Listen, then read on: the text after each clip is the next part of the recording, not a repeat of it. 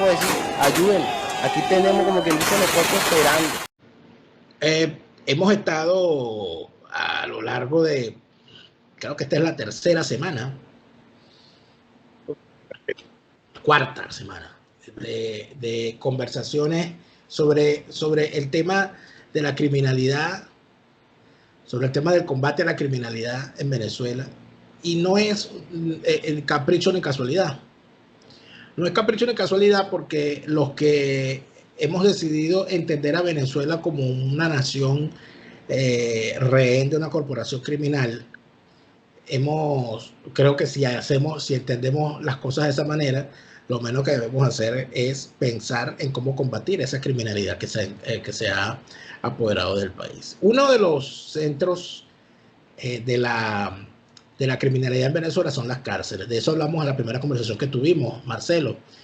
Y quedó un asunto pendiente en aquella conversación que era, ok, sabemos las cárceles que tenemos. Sabemos que tenemos unas cárceles que, por un lado, están en manos del régimen para meter a presos que terminan siendo, bueno, utilizados ideológicamente, torturados, todo aquello. Y está por el otro lado las cárceles en manos de los pranes, donde los presos están a merced de pagarle al PRAN una cifra semanal o mensual, de estar al servicio de los pranes, de inclusive ser carne de cañón a la hora de una guerra, porque si el PRAN ha dado la orden de que hay que pegarle un tiro a tres presos, cualquiera por ahí puede terminar cayendo. Entonces la pregunta es, ¿cómo acabamos con esas cárceles que hay? ¿Cuáles medidas deberían tomarse y para dónde deberíamos ir? O sea, ¿qué cárcel deberíamos tener?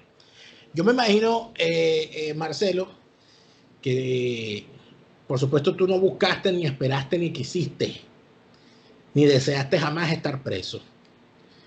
Pero yo me imagino que estando en esos calabozos en los que te tocó estar, seguramente reflexionaste muchísimo sobre el asunto y para mantener tu mente tranquila, muy probablemente pensaste en qué ibas a hacer cuando salieras de allí.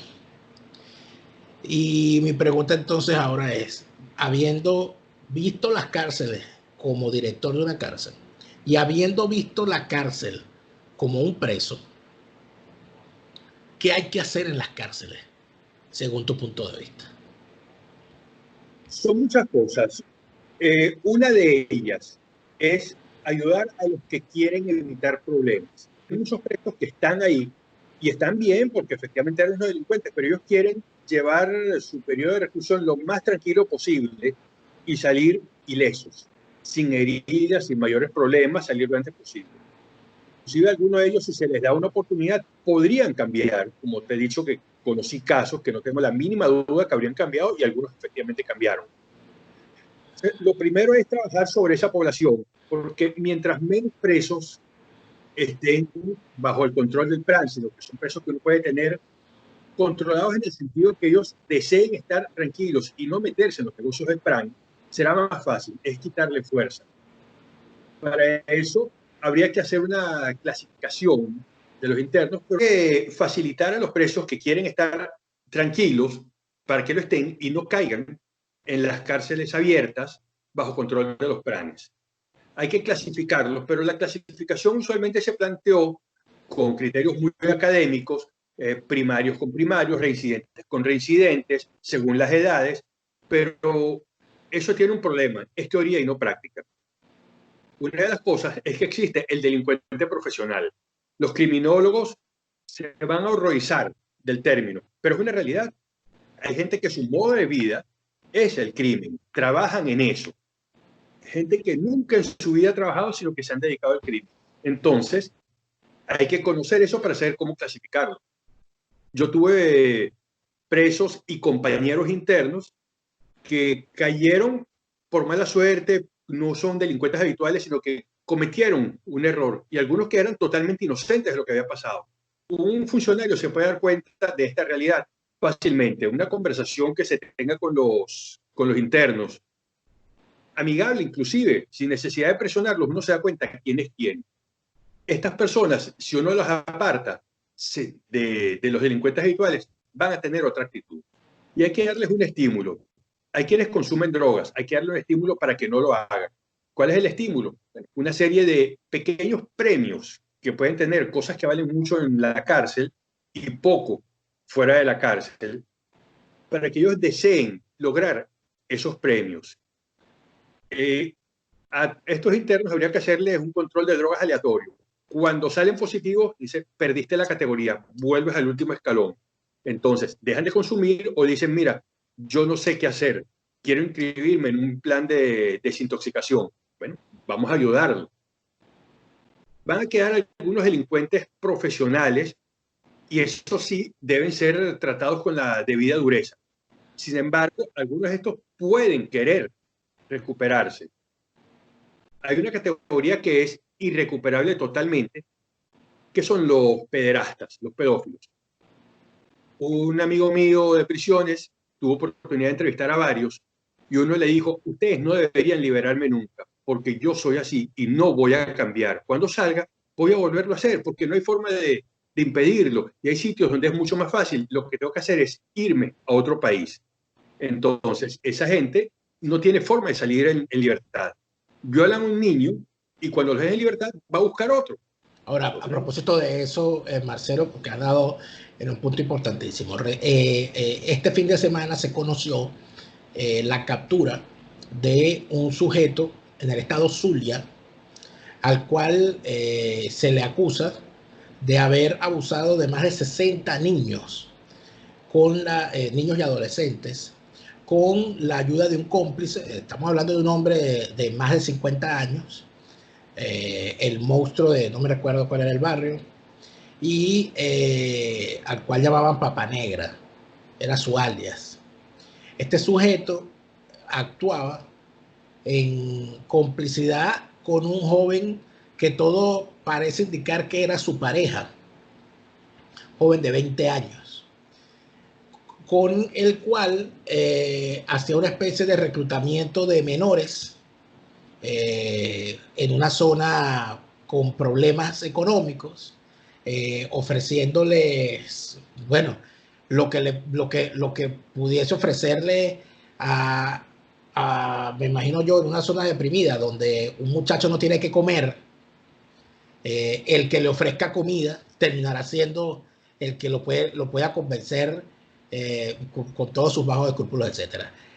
Una cosa que a mí me llamó mucho la atención de la detención y fue que el señor tenía una especie de terreno, una finca, una granja, una cosa así.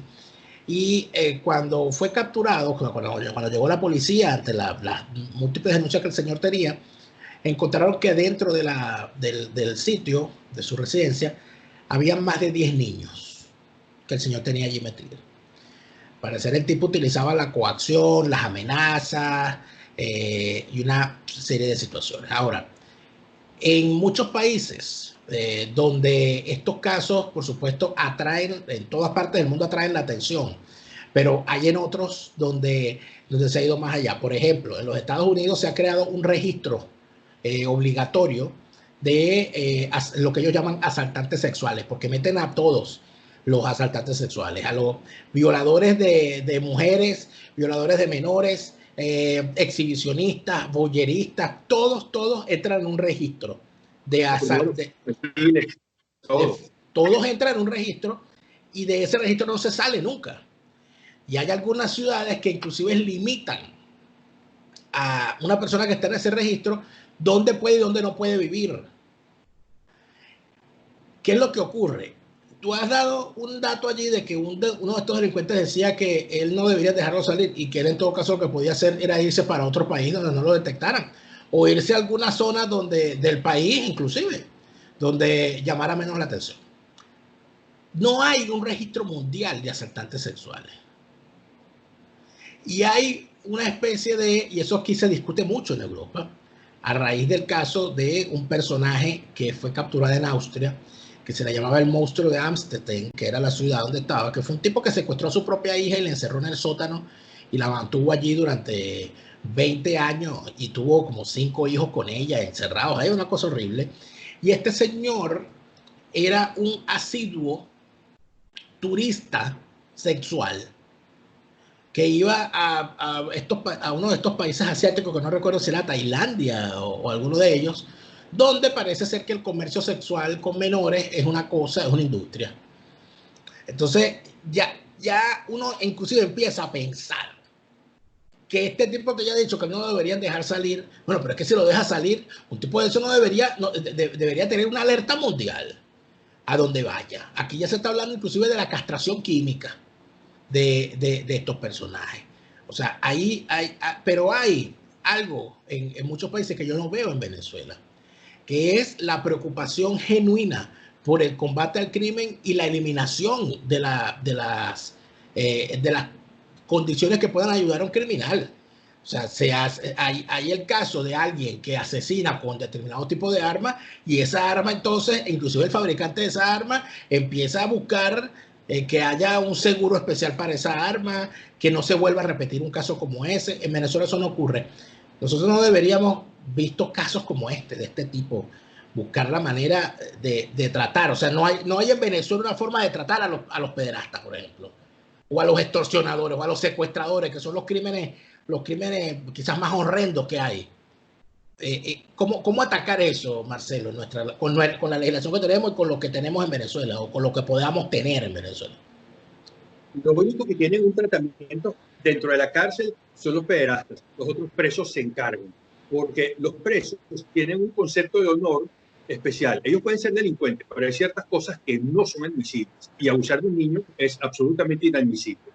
Una persona que llegue por delitos sexuales, especialmente contra niños, a una cárcel, tiene que desplazarse lo más rápido que pueda a la iglesia de los evangélicos y pedir protección.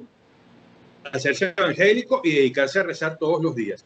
Porque si pone un pie afuera sin una Biblia en la mano, está muerto. Hubo un caso bastante famoso en el rodeo hace muchísimo tiempo, un individuo de apellido Padrino, que tenía un grupo de rescate en Petare, abusó de 40 y tantos niños, y cuando llegó al rodeo, llegó a las 3 de la tarde, a las 4:30 ya estaba muerto. Y el hombre deseó 1 hora y media estar muerto, porque lo que le hicieron no tiene nombre. Pero bueno, lo que él hizo tampoco tenía nombre. Entonces, hay que cambiar incluso la Constitución para poder adaptar. Claro, Marcelo, pero de alguna manera una sociedad no puede, desde mi punto de vista, una sociedad sana no puede dejar la justicia contra un delincuente, el violador de niños, no puede dejar que sea ajusticiado por otros delincuentes. Es la sociedad la que debe poner. O sea, yo sí creo que merece lo peor un delincuente violador de niños, pero merece lo peor con un juicio, merece saberse, que la sociedad sepa cómo evitar que eso vuelva a ocurrir, merece cuantificar cuál fue el verdadero daño causado, quiénes fueron sus cómplices, todo el daño que se hizo, porque entonces aquí hay otra cosa que a mí me alarma aquí, sobre todo cuando empiezan estos temas de la pornografía infantil en Internet. Que bueno, que aquí se habla, bueno, fue capturada una persona y tenía en su computadora más de 60.000 imágenes de pornografía infantil. Y me pregunto yo, ¿y los niños víctimas de los abusos dónde están? ¿Qué es lo que se debería investigar? ¿Dónde están los niños víctimas de los abusos? Fíjate, para hacer un registro de abusadores sexuales en Venezuela, necesitaríamos que la Constitución permitiese una pena perpetua e infamante, porque ese registro es una vergüenza para el que esté ahí, y eso no está permitido.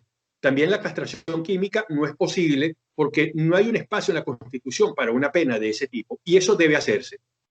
En Estados Unidos, efectivamente, los depredadores sexuales están incluidos en un registro y no pueden vivir cerca de colegios, cerca de institutos dedicados a la juventud, institutos deportivos, para proteger a los muchachos.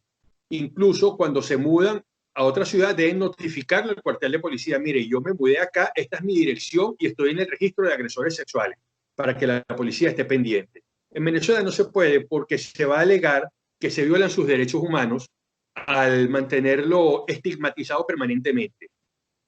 El problema es... O sea, que nuestra Constitución al final le da más garantías a los victimarios que a las víctimas. Le da garantías teóricamente a todos, pero como está planteada, termina siendo más garantía para el victimario. Entonces, tiene que adaptarse para que estas cosas sean posibles. La castración química es muy importante, porque eso disminuye el deseo sexual del pederasta. Entonces, al no haber deseo, no va a querer, no va a abusar de niños. Y al estar registrado, pues la policía puede estar pendiente, se sabe que en ciertos sitios no puede estar. Hemos visto en películas y series americanas que los padres, cuando saben que hay un depredador sexual y se acerca a un colegio, ellos van a la policía y denuncian. Esto es un hecho real porque se sabe, la policía, y le dicen, mire, señor policía, este hombre está en el registro de depredadores sexuales y está a menos de 100 metros del colegio. Y la policía lo busca y le dice, si vuelves a hacerlo, te metemos preso. Claro. Pues son condiciones muy estrictas porque está claro que son personas que no pueden regenerarse, no lo van a hacer. Un ladrón, un narcotraficante, un consumidor de drogas, todos esos pueden regenerarse. Que sea difícil es otra cosa, pero técnicamente es posible. Un pederasta nunca se va a regenerar.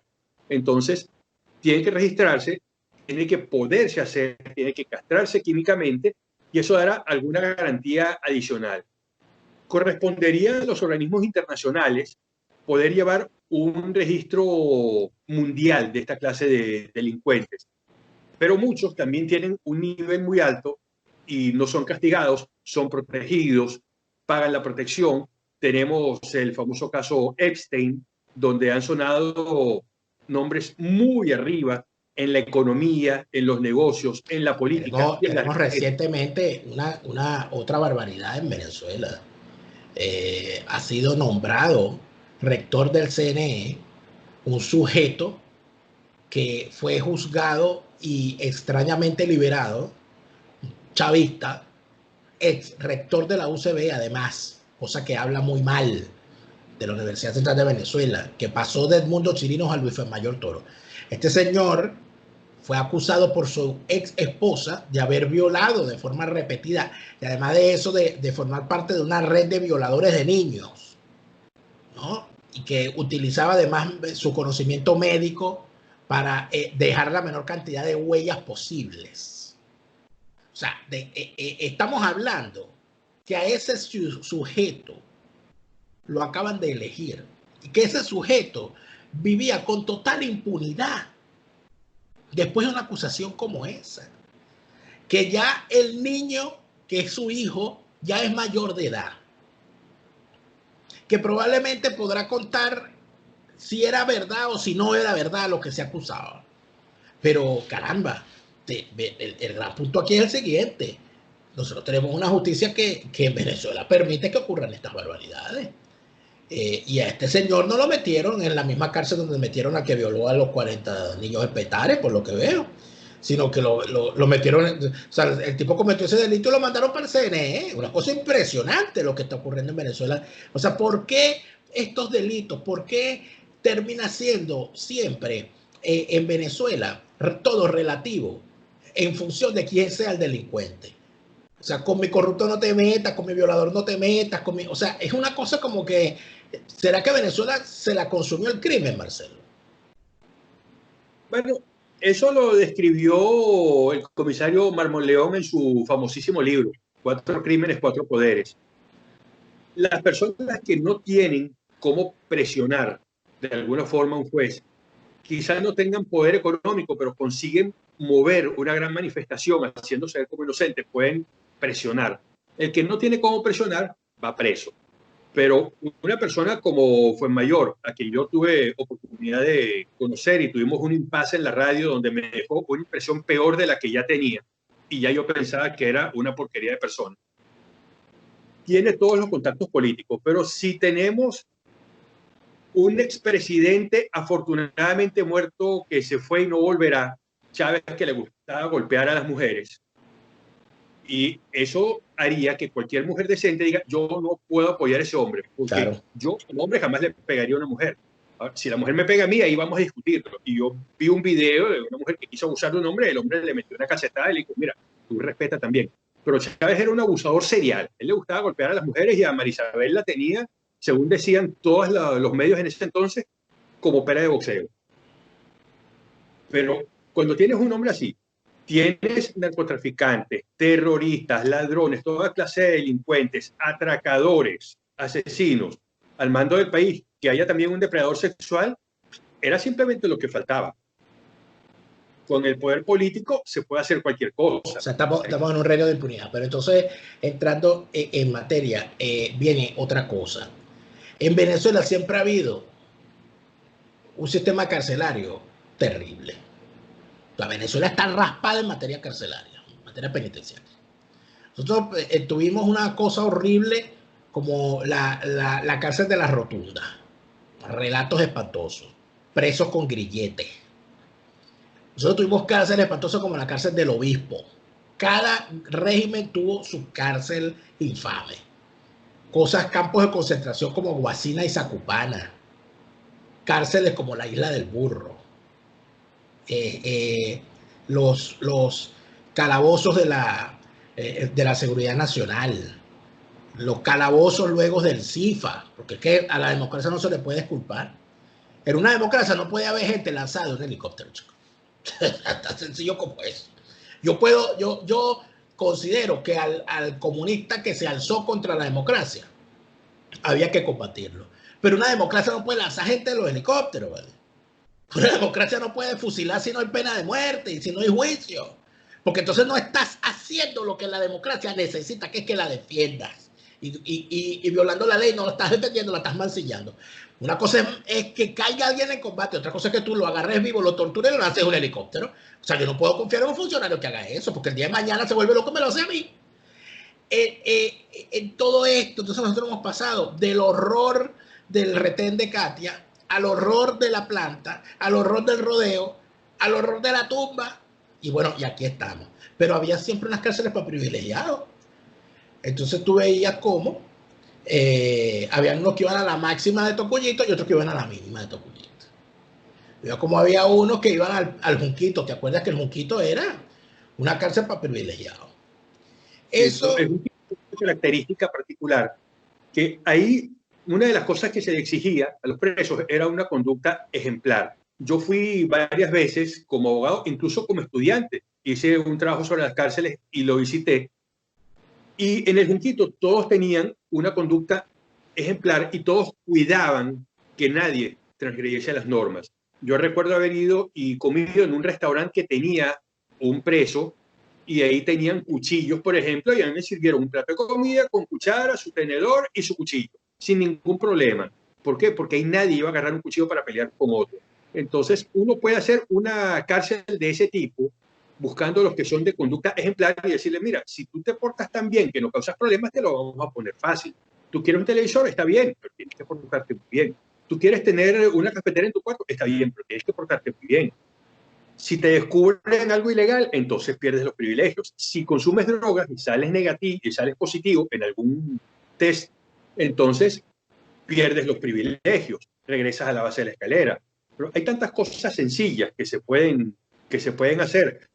Un rayecito para escuchar las noticias, que en Yare no podíamos tenerlo y algunos compañeros tenían uno escondido y a mí me gustaba escuchar RCR cuando podía, que era mi emisora, porque me gustaban las emisoras de noticias más que las de música. Entonces, poder tener eso era un pequeño detalle que realmente valía la pena y no cuesta nada, es permitir que lo tengas, pero tienes que ganártelo. Entonces, el Junquito, claro, había algunos que pagaban por estar ahí, pero cuando estaban ahí sabían que tenían que portarse muy bien. Yo recuerdo que Walter del Nogal, a quien tuve en Yare cuando fui director, me contó que él estando en el Junquito, él salía y él se iba de fiesta. Eso no puede ser. Sin embargo, no se excluiría, porque la ley lo permitía, que un interno de extremadamente buena conducta se le pueda dar una salida por alguna circunstancia. Y él salía y regresaba. Y él me dice que una vez se fue una Navidad a los Estados Unidos y de regreso en el avión se encontró con la directora de prisiones. Y le dijo, no digas nada porque yo voy regresando a Venezuela, esta noche voy a mi casa, me baño, me cambio y mañana voy al Junquito. Pero si armas un escándalo me bajo del avión.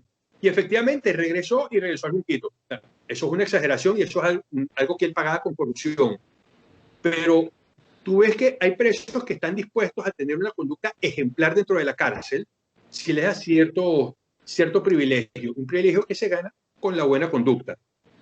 Yo no habría llegado jamás a tanto. A mí cuando fui director, algunos me dijeron que si yo estaba dispuesto a dar esos permisos temporales, dije, no, aquí no hay permisos temporales, tienen que portarse demasiado bien y algunos beneficios habrá.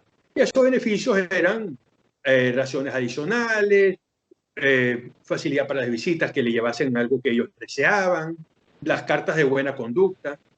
Pero así uno va desconcentrando la cárcel, haciendo cárceles mínimas para los que realmente son una mínima. Y por supuesto hay que sancionar, hay que vigilarla muchísimo y decirle, te equivocaste, consumiste droga, tú no puedes tener esto, perdiste el privilegio y vas a la máxima. Ahora, Y te van agarrando mínimo. fíjate una cosa, Marcelo. Hay una gran... los ciudadanos comunes, que jamás hemos ido a una cárcel ni siquiera de visita, tenemos la aproximación a saber lo que es una cárcel por lo que nos muestran las series de televisión y las películas. ¿Cómo es un calabozo en una cárcel venezolana? Me refiero físicamente, la estructura. Okay. Tiene reja, tiene cadena, tiene candado, tiene cama, tiene o no tiene cama, la gente duerme en el piso, duermen 7 en una celda. ¿Cómo es eso? Mira, por ejemplo, en Yare 3, mi calabozo tendría unos 3 metros por 3 aproximadamente. Tenía unas literas de cemento de un lado, del otro lado una cama alta de cemento, y en un espacio donde debía haber un pequeño mesoncito de cemento y unos bancos, no estaban, quedaba un espacio para que durmiese alguien más. Ahí me tocaba a mí, en el suelo. En todo caso, con una pequeña colchoneta. Había un pequeño espacio con una estantería, todo en cemento para guardar cosas, un lavamanos y un baño que era una letrina, y uno se echaba agua con un tobito. Sin embargo, estaba bien y ahí nosotros lo conservábamos. Había una pequeña ventana al fondo con barrotes y uno de ahí no podía ver nada porque estaba un poco alta. Y al frente una puerta blindada con una pequeña ventana con barrotes, pero esa puerta estaba abierta porque daba al patio interno de la torre. Pero cuando yo llegué a Yare 1 como director, estaba muy deteriorado. Entonces, las celdas tenían un muy mal estado físico, había en algunas que corrían las aguas negras, también por culpa de los propios internos que no cuidaban y habían dejado que se tapasen las cañerías. En capturas estuve en una celda donde estábamos 38 y la celda medía más o menos 7 metros por 6 o 8 metros por 6. O sea, no podíamos, a duras penas podíamos acostarnos uno al lado de otro. Y esas eran las condiciones en que estaban. Sin embargo, algunos preferían estar ahí porque había ciertos beneficios, porque había un televisor sin muchos problemas, los policías no causaban dificultades a la gente, podían recibir visitas con más facilidad, y algunos lo preferían, pero la condición de hacinamiento era brutal. Ahora, entonces, porque las condiciones físicas en las que una persona se encuentra también, o sea, no es lo mismo tú tener un espacio privado para ir al baño, para dormir, para leer, o simple y sencillamente donde estar, a estar con otra persona, a estar con 20 personas. Y el tamaño del espacio donde uno vive muchas veces condiciona el comportamiento. Porque algunos preferimos estar solos, otros no lo soportan, otros necesitan estar acompañados, tener roce social, poder conversar, poder drenar. Otros quieren estar solos y dedicarse a leer su Biblia o lo que puedan leer, o qué sé yo, o dormir todo el día. ¿Qué condiciones, de todo lo que tú has visto, cuál es la mejor condición que debería tener una celda, una cárcel, un calabozo? Como tú le dices, depende mucho del individuo si quiere estar solo o no. No obstante, el roce social es necesario porque la soledad termina por enloquecer. Entonces, una soledad absoluta no funciona. Tiene que haber roce y hay que buscar que el roce sea con personas que puedan ayudar a elevar el nivel de la persona. Si uno tiene un preso que sea primario o no delincuente, no se lo debería poner como un delincuente habitual, porque va a terminar o puede terminar por corromperlo. La clasificación es difícil y por eso hay que buscar los que quieren tener buena conducta y esas personas van a terminar por reforzarse. Mis compañeros de celda en Yare 3, cuando no estuve más con los guarimberos porque nos obligaron a redistribuirnos, eran personas que querían estar tranquilas, entonces no causaban problemas, eran de muy buena conducta, me ayudaron siempre bastante, siempre me dieron apoyo Entonces lo hacía más fácil, pero había torres donde estaba una población criminal de más bajo nivel. Entonces ahí había problemas. Había una torre donde todas las noches hacían coliseo, que eso es duelo con chuzos, en las noches por cualquier razón. Entonces, esas son las cosas que hay que controlar. A una persona de buena conducta se le puede dar más espacio. A nosotros no nos encerraban dentro de las celdas, sino solamente dentro de la torre.